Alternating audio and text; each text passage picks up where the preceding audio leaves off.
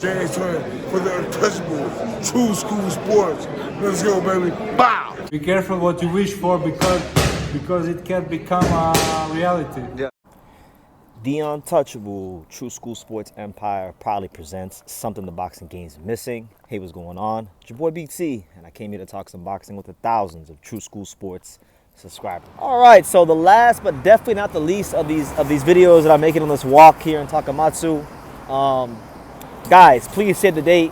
Big fight in the super flyweight division. It's going to be a momentous occasion. It's going to be a rematch. And I'll be here in Japan when it happens. I don't know if I'll be there, but I'm going to do my best to be there. And I want to, do some coverage for this fight because it's a fight that I'm very interested in. Kazuto Ioka and Fernando Puma Martinez will square off once again as it starts to rain. They'll square off once again for the WBA super flyweight title because Puma had the IBF and he was stripped of the belt because he didn't want to fight, or the IBF had told him to fight the mandatory challenger, which he wasn't interested in doing because he wanted to pursue this fight, which was a bigger fight, which he agreed and relinquished the belt. And so let's talk about it.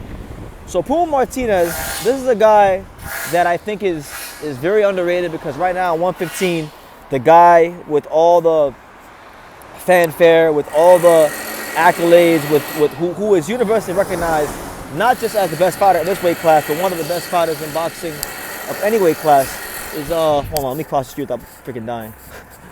Is Bam Rodriguez. Bam Rodriguez is the guy that everyone wants to beat, that everyone wants to see fight in this weight class, and Puma is trying to get that fight, but he can't get that fight if he don't get past the wildly veteran Ioka. Now Ioka, he's long in the tooth. Been around for a while. He's Japan's first ever 4-division champion. He's trying to avenge this loss. And I'll put it like this. Ioka has reached the stage of his career where every time he fights, it could be the last time he fights. So there's a big possibility that if Ioka does not win this fight, this could be the last dance for him. It could be the final time us, the boxing fans, see this great fighter who's done a lot in his career in the boxing ring. So, he needs to win this fight. He needs to win this fight and, keep the big fights coming to Japan. If he wants to keep doing that, he has to get past Puma. Now, style-wise, let's get into the technical side of it. The style-wise, Puma is like many Argentinian fighters. A lot of Argentinian fighters have an awkward rhythm. If you guys listen to like Argentinian music, it's a different rhythm. It don't sound like salsa. It don't sound like bachata. It don't sound like merengue. They have their own rhythm, and sometimes it's very awkward, and it reflects very much in their fighters. Most of their fighters have awkward rhythm, and they blend that with normally being physically strong and having heavy hands. And Puma Martinez fits that description of what an Argentinian fighter traditionally is, like a Marcos Maidana, right? Who happens to be his promoter. So this style is it can be difficult to deal with for a lot of rounds, especially when that fighter who has those things is very well conditioned and can throw a lot of effective punches, a lot of big punches throughout the duration of 12 rounds. And Puma isn't just a guy that can be the volume puncher, but he's an aggressive, hard punching volume puncher. And for Ioka, counter puncher, very regimented, down the middle, Japanese style. Sometimes when Japanese fighters, throughout the course of history, when Japanese fighters meet fighters from Latin America who do have an unpredictable style, sometimes they get found out because they have a hard time making an adjustment if they can't get you at mid-range, So the fight within the fight here for both men is going to be, first and foremost, Puma is going to have to do what he did in the first fight, and he's going to have to, push the pace, outwork him, make him feel the output of punches, but also the effectiveness of the output. You know what I'm saying? And then Ioka is going to have to time him down the middle. He's going to have to counter punch in between the shots. And, I don't think he's got to you don't got to throw these punches hard. These punches don't got to be punches you load up on. They don't got to be punches with a lot of force on them.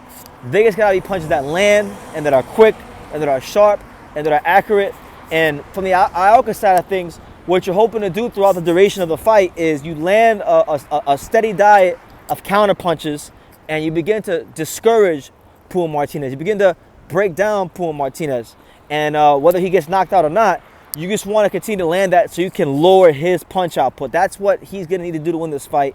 And at 35 years old, against a hungry champion who seems to be improving every single fight, getting more confident every single fight, it's a big ask, you know. But luckily for him, he's in Japan. He's going to have the support of his hometown crowd behind him.